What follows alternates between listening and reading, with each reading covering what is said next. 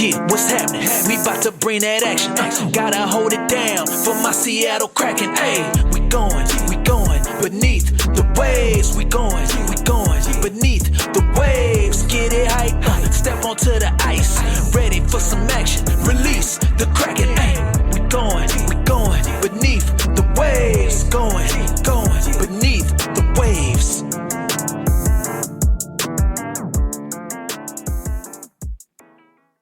What is up, everyone? Welcome into the Beneath the Waves podcast, your weekly source of all things Seattle hockey and beyond. My name is Matt. I'm Heather.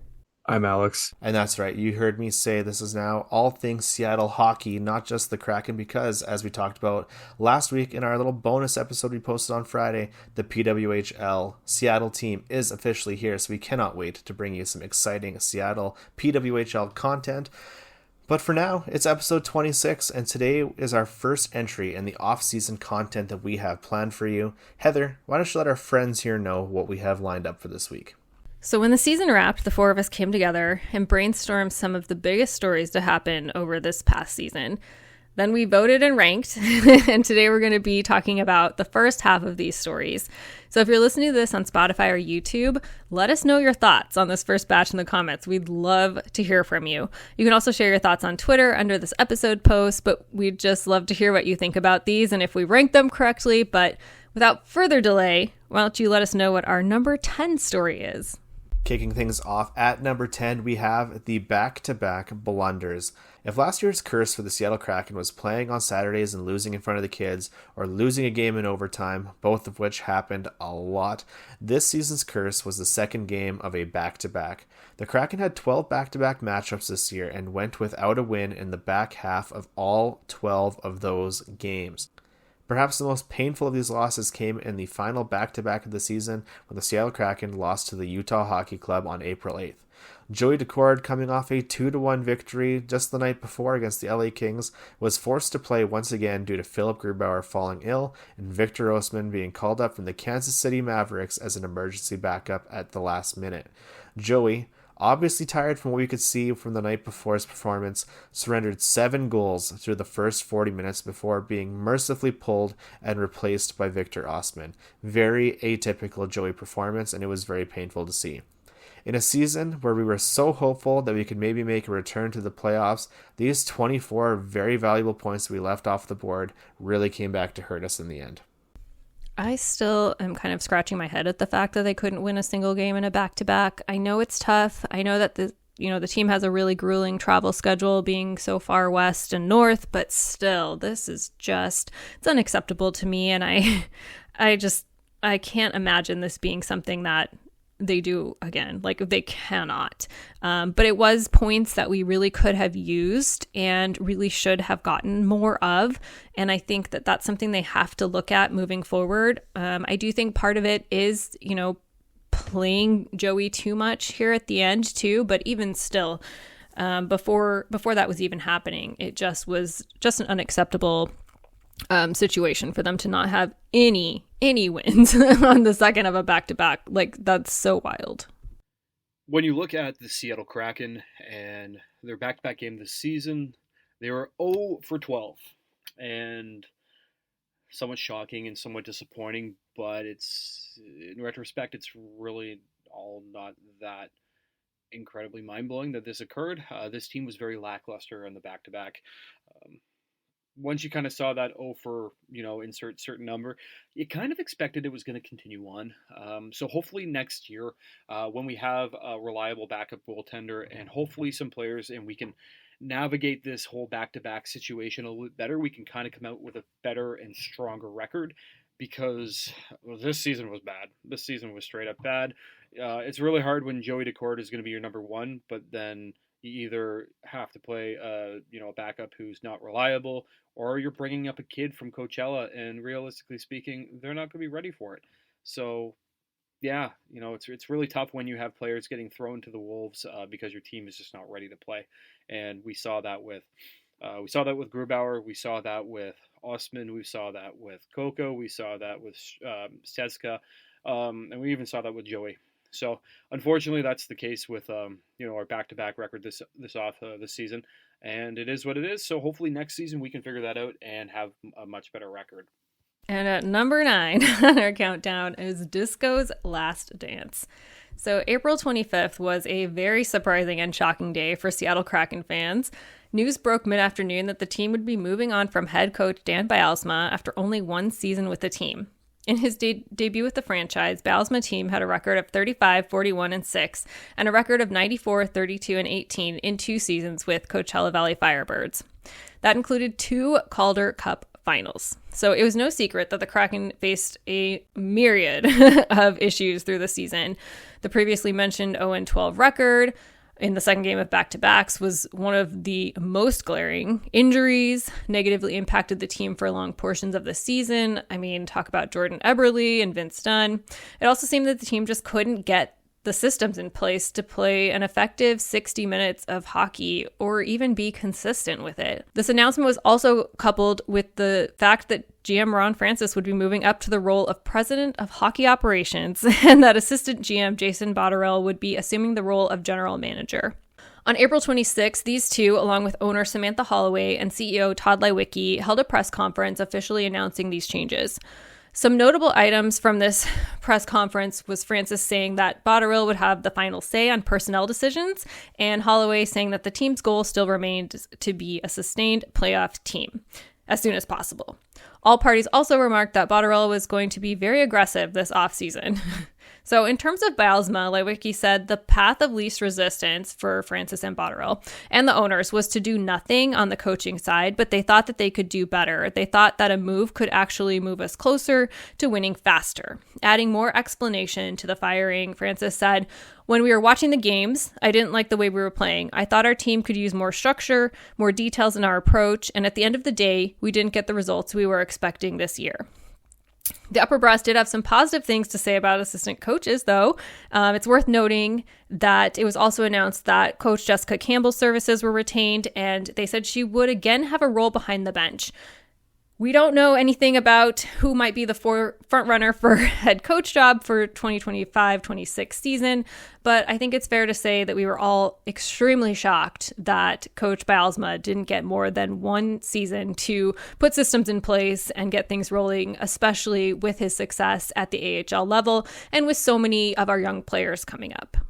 I don't really have a ton to chip in on the Disco Last Dance, but one thing I will say, since we recorded our episode 25 just after that news broke, was that I feel a little bit better about the decision now that the press conference with Samantha Holloway and Ron Francis and Jason Botterill and Todd Leiweke happened. I really liked the perspectives they shared on why they moved on from Dan Bylsma as a head coach. And really, if we know that something isn't working, we really shouldn't delay in making changes to try to make that change happen that we were looking to see through Dan. Just unfortunate, because he seemed like a really good guy. All the players talked really highly of him, but here we are at the end of it. I'm really curious where we choose to go from this in terms of the head coach hunt. I feel like it's every other day we see something on our timelines or on our Instagrams saying that X head coach is no longer coming back to their team, or Y head coach has been fired by their team. So there's a lot of head coaches out there on the market. We just got to wait and see who falls into the Kraken ownership group's lap to be the best fit for this team. And at number 8 on our countdown, we have the trade that shocked the Kraken community. I'm calling this from Borgy to Kaapo. It was the Will Borgen and Kaapo trade. On December 18th, the Kraken acquired forward Kaapo from the New York Rangers in exchange for defenseman Will Borgen, a 2025 third-round pick, and a 2025 sixth-round pick. To say that Kraken social and the overall community was shook would be an understatement. Borgy was certainly a fan favorite, and I think that despite his poor showing this season or his tough road this season, it was still really hard to lose an OG player. It hurts when we're a new franchise and we're losing these players that we've seen play from the very beginning, and we definitely felt that all throughout social. All the big stat sites had Borgen last on the team in expected goals or game score. He had been a lot less belligerent, Bill, and a lot less likely to throw hands than he once did, I think.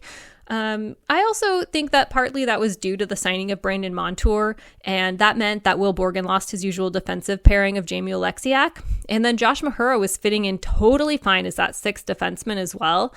I think that for Will Borgen this season, he was really having a hard time finding his place again, and he also was set to be an unrestricted free agent at the end of the season. I personally don't think that we were going to re-sign him. I mean, we'll never know for sure, but I just don't think so. And so I think it was better to let him go play somewhere and for us to get something in return for that. However, the good news is that the New York Rangers did extend him. So I'm super happy for Will Borgen. He signed a 5-year, $20.5 million contract with an AAV of $4.1 million. So that's really great for Will Borgen, and I'm really happy for him. But let's talk about Kaapo because this was ended up being a great pickup. I mean, in his 49 games played this season with the Kraken, he had 10 goals and 20 assists. For the entire season, he had 14 goals and 30 assists. He set a new career high of 41 points this season, and he just had a really fantastic showing with the Kraken. I think he fit in so well. I think he found a place to really belong, and he has said that he likes it here. So I think, we can't wait to hear word of his extension, like any day now, please. I do think that once the dust settled on this one, the fans came around, and while we might still miss like Will Borgen as a person, I think that we're happy for him to find a place elsewhere that maybe he's getting more playing time and more, he's settling a little bit better. But I think we're all really happy to have another Finnish player on the team. Like, I know what Olli Tolvanen is, but I think this was such a great pickup overall. It was a little painful at first, but I think, we really were able to come out the other side and see such a great benefit by having Kaapo join the team. And I hope he sticks around for years to come. I think if we were to base our list on fan reaction, that this story would be number one. I remember the day when it popped up in our group chat that Will Borgen has been traded from the Kraken. I went to Twitter and the entire Kraken Twitter landscape was just in flames. People were just so upset, and it was really, really pretty crazy to watch. Admittedly, I was never really a huge Will Borgen guy. He just never really was one that got me excited and got me going. So I wasn't super heartbroken to see him go. I actually said on last week's show that I think a really good trade-off from him going, aside from the acquisition that came in that I'll talk about in a second, was Josh Mahura getting more time, because I think he did pretty well this season coming in over from Florida and getting more minutes since Will Borgen was out. Good on Borgy for signing that 5-year, $20.5 million deal. Glad that he got his bag. He's got to be feeling really good about that. So really only wishing the best for him. We'll see how that plays out for him. But Kaapo.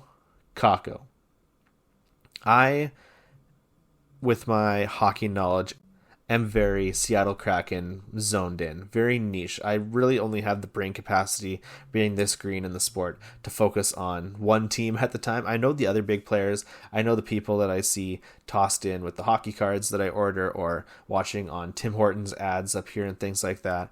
But no idea who this Kaapo guy was. Then the more I started reading about him, the more I got excited about it. Seeing that he was a very highly touted pick in the draft year that he was in was awesome. Seeing another very top level drafted player join our roster in addition to Lars, Maddie, and Shane, amazing. Love to see it.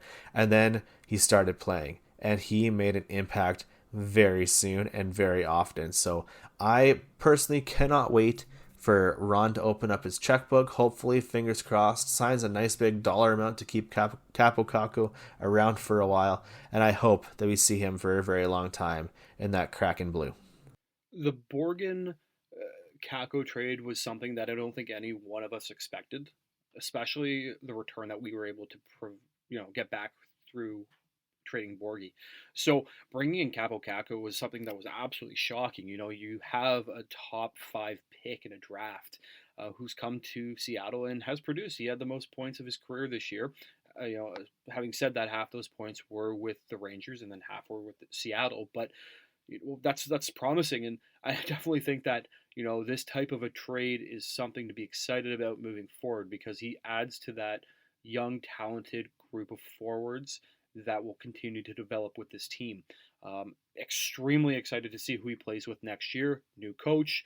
You don't know where they're going to throw him. As long as it's not Peter Laviolette, I am fine. Because if you have Peter Laviolette, we will never see Kaapo re-sign with the Kraken. That man will ask for a trade as quick as you possibly could imagine. So other than that, I think it's really promising. Borgy got a great deal with the Rangers. So honestly, it's a win-win. The NBA 82-game grind is done, and now the real fun begins. The NBA playoffs are here, and it's time for all the high-stakes drama, clutch moments, and jaw-dropping plays. I can't wait. If you're looking to make the playoffs even more exciting, DraftKings Sportsbook has you covered as an official sports betting partner of the NBA. Try placing a bet on your favorite player's performance. Will they drop 30 points, 40, or more? It's your call. Here's something special for first-timers.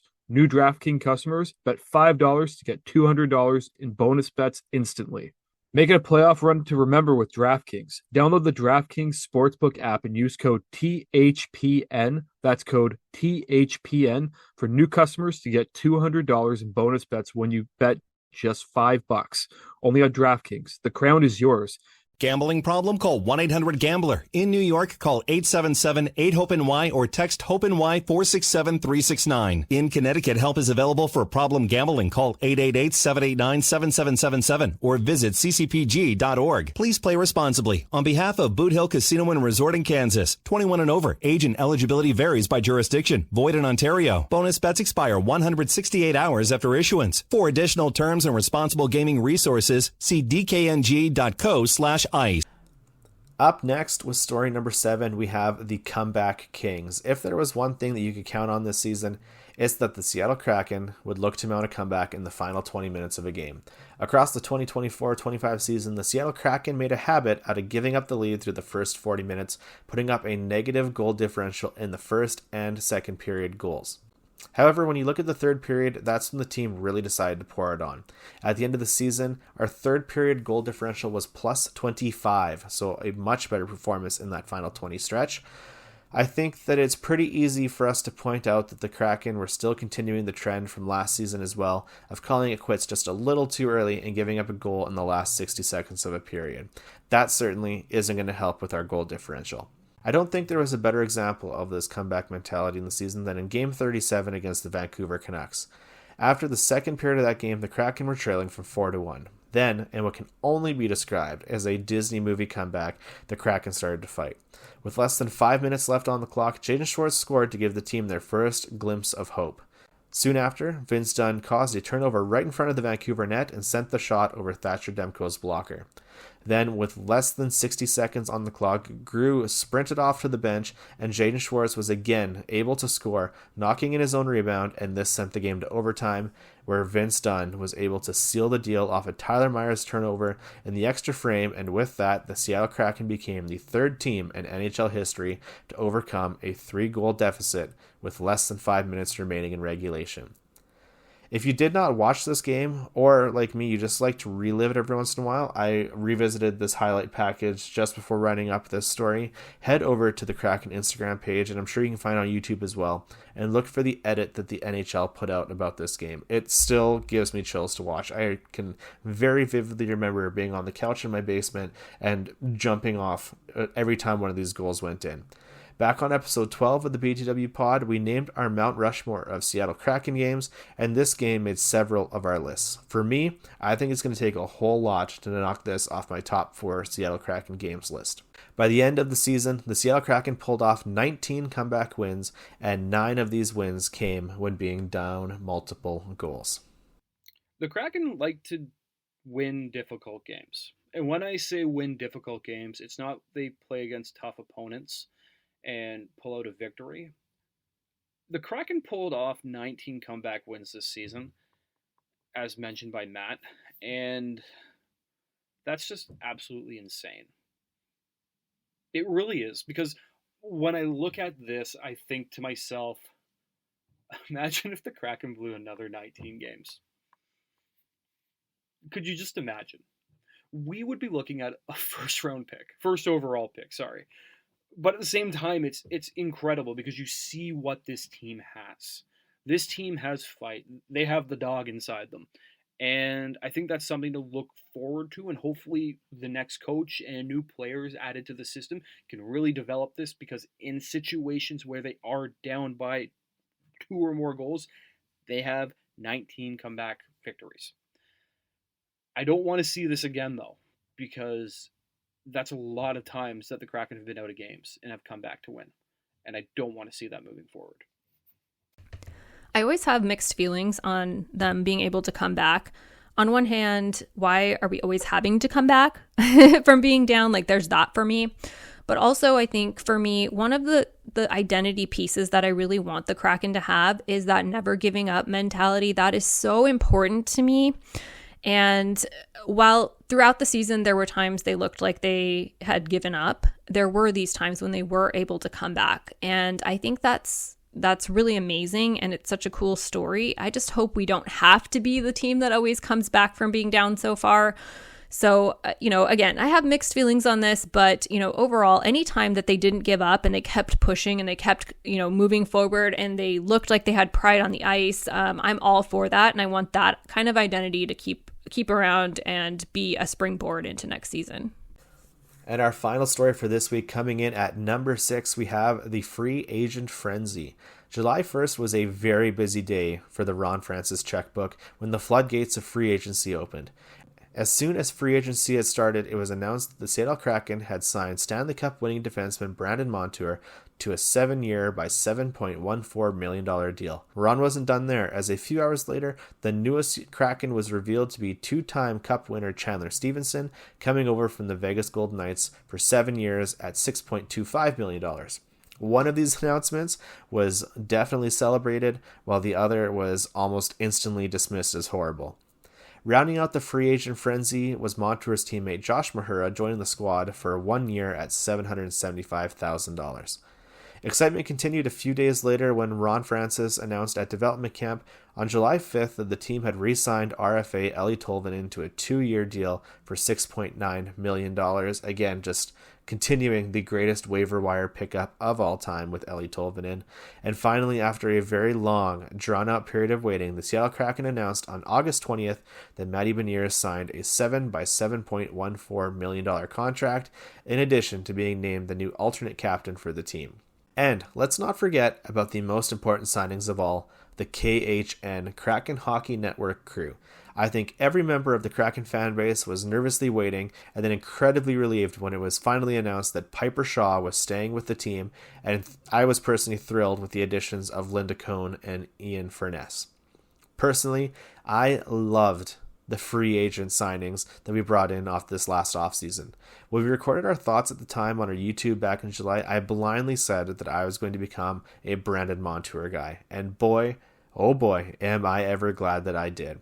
There were so many fun Monty things that happened this season. We had his natural hat trick against the Canadiens. We had his record-setting overtime goal, reaching a new career high for goals, the nonsensical nicknames that he gave to everyone on the team, and not to mention the amazing Monty Mania design that you can find in the BTW shop at bit.ly/BTW store. Chandler Stevenson was a very divisive signing, with the majority of the fan base hating almost everything about this deal. And personally, I took it as my mission to be the Stevie apologist on the pod and shower my fellow Saskatchewanian with praise week after week after week. His stats were virtually identical to his last season in Vegas, and he was only 1 assist behind Jared McCann for most on the team. And that record-breaking goal from Brandon Montour, drawn up by Stevie. I know we can't base an entire performance and opinion off of just the stat sheet, and there's probably some god-awful stats on there too, but I really liked what Chandler Stevenson brought to this team.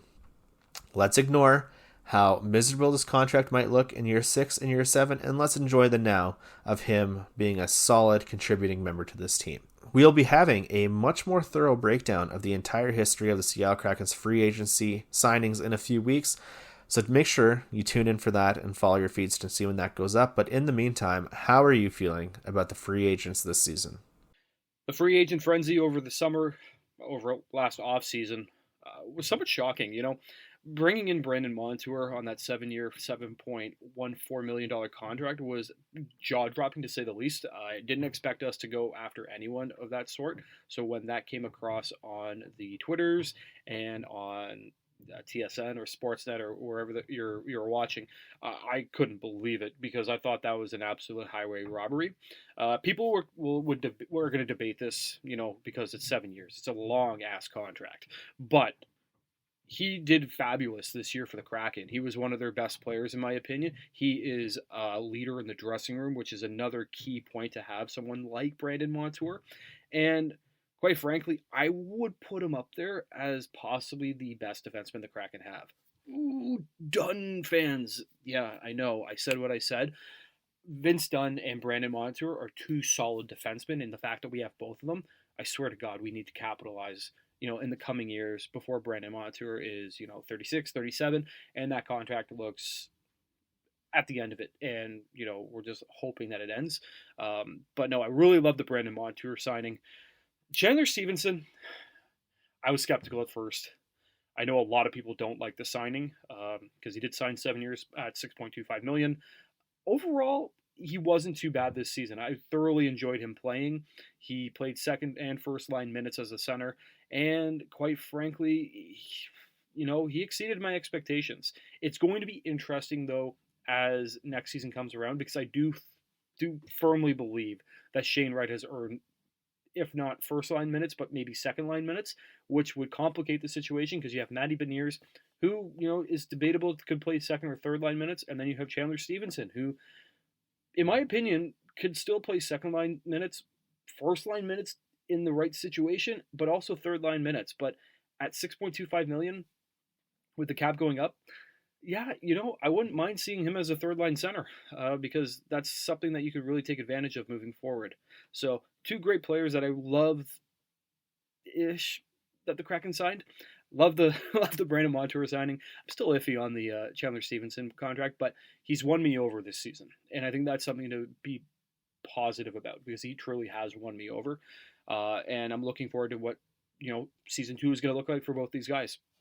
I think when the signings of Brandon Montour and Chandler Stevenson happened, it was just a shock, both with the amount of money and the length of time on their contracts. And I still stand by the fact that down the line, we might be really kicking ourselves for these. However, I do think that they were great additions to the team.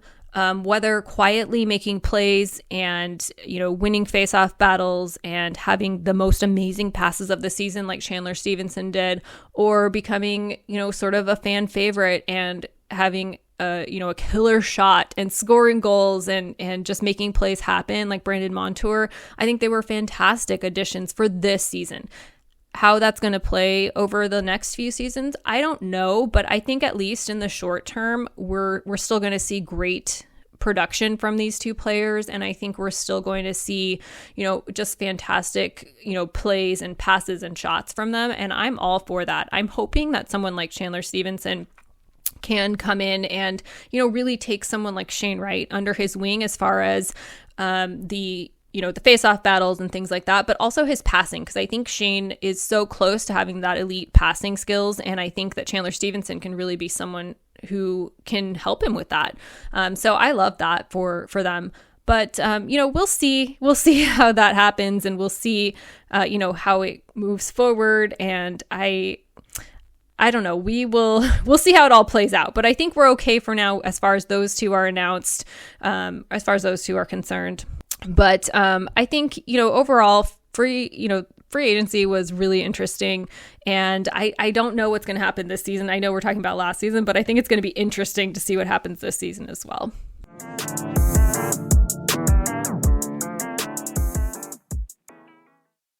And we really hope you enjoyed the first half of our top 10 Seattle Kraken storylines of the year. And off that, I'm just going to take a quick minute here to hit you with a few news items from this week before we wrap up things for this episode. First off, the biggest news of the week, the PWHL is coming to Seattle next season. If you happen to miss our bonus episode that we put up on Friday, go check it out and hear Heather's first-hand account of the announcement that she was in attendance for that was made last week at Climate Pledge Arena. We are very pumped to bring you Seattle PWHL content in the next season. Next up, here's a quick breakdown of your playoff primer for the week ahead. First, the Coachella Valley Firebirds are 2 games into their best-of-5 series against the Abbotsford Canucks, and things are tied up 1-1. The Birds lost their first game 3-1, with the only goal coming from Ryan Winterton. The Firebirds then bounced back with a 5-4 overtime win with goals courtesy of Gustav Olofsson, Ty Nelson, Max Lajoie, Ben Myers, and the overtime winner from Jacob Melanson. Game 3 will go down on Wednesday, May 7th. Game 4 is Friday, May 9th, and Game 5, if it is necessary, will go down on Sunday, May 11th. It is worth noting that all these remaining games will be played at Abbotsford Centre. The second round of the Stanley Cup playoffs are now set, and here are all the matchups that we have. In the West, the Winnipeg Jets will take on the Dallas Stars, and the Vegas Golden Knights will face the Edmonton Oilers. On the East side, the Toronto Maple Leafs and the reigning champ Florida Panthers will go head-to-head, while the Washington Capitals battle the Carolina Hurricanes. The WHL Championship is about to kick off as Berkeley Cat and Spokane Chiefs are gearing up to take on Gavin McKenna's Medicine Hat Tigers. In 15 playoff games this postseason, the Seattle's 2024 first-round pick has recorded 8 goals and 27 assists for 35 points. The first 4 games are set to go on May 9th, 11th, 13th, and 14th, and if you want to catch this action, all the games in the WHL playoffs can be watched for free on Victory Plus. And lastly, for our playoffs, the PWH playoffs are set, and here are the 2 semifinal matchups that we have in the quest for the Walter Cup. The top-seeded Montreal Victoire selected the number 3 seed Ottawa Charge as their opponent. That's a fun little twist that the PWHL has on their playoffs, is whoever finishes at the top of the leaderboard gets to choose their opponent. So with that choice, it leaves the 2nd seed Toronto Scepters to face the 4th seed Minnesota Frost. Each of these matchups will be played in a best-of-5 series. Now, in other hockey news, countries are starting to get all prepped for the 2025 IIHF Men's World Championship. There have been some Kraken additions to the rosters lately, including Brandon Montour and Riker Evans on Team Canada, Joey Decord and Matty Beniers for Team USA, Ellie Tolvanen on Team Finland, Adam Larsson with Team Sweden, Oscar Fisker Molgaard for Team Denmark, and Philip Grubauer donning the pads for Team Germany.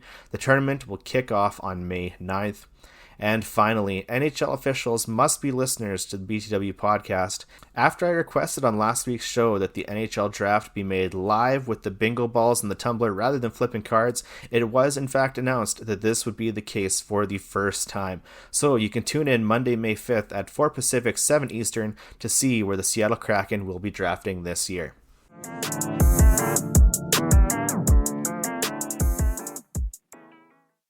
All right, and that's our first half. That is story number 10 down through story number 6. Heather, can you let the folks know what they can expect from us next week? On Monday, we will have the top 5 storylines of the season. So if you liked 6 through 10, you'll love 5 through 1. And Matt, could you let the people know where they can find us online? First of all, you're going to want to head over to YouTube and check out BTW SEA over there. Drop us a sub, check out our videos. We have lots of fun content going up there as well. Podcasts will now be posted there going forward, so if that's an easier platform for you to use, it is there available for you as well. And that fun content, one such thing you can go check out while we're reminiscing all these stories, is the Every Goal of the Season video we put up. It is about 34 minutes of just the best parts of the Seattle Kraken season, so go check that out. Leave a comment in the comment section to let us know which goal was your favorite. As I mentioned earlier, we do have the BTW store, bit.ly/BTW store. We have our Monty Mania design, we have our Joey Icon design, we have the Price is Right, and we have our Beneath the Waves gear, and we have it on anything you could possibly want. T-shirts, hoodies, hats, fridge magnets, fanny packs, barbecue aprons, dog bandanas, and if there's something that you want that you do not see, just send us a message, and I'm sure we can see what we can do about that. Do not forget to follow us on all our social medias for any breaking news that comes out regarding the Seattle Kraken or PWHL Seattle in the upcoming weeks during the off season here. You can follow us on Twitter, Instagram, TikTok, Facebook, YouTube, wherever you think there is a social network. The chances are we are probably there, and we are at BTW SEA. Again, that is at BTW SEA on all those platforms. And finally, please, wherever you are listening to this, be it Apple, Spotify, YouTube, wherever you are, please consider dropping a follow, a subscription, and a 5-star review on the podcast app of your choice. We have loved getting to spend this season with you. We are excited to bring you more content in this off-season as we get ready for the next season of Seattle Kraken hockey and the PWHL in Seattle. So keep an eye on that feed. We'll be back with you next week. Take care, everybody, and we will see you real soon. Release the Kraken.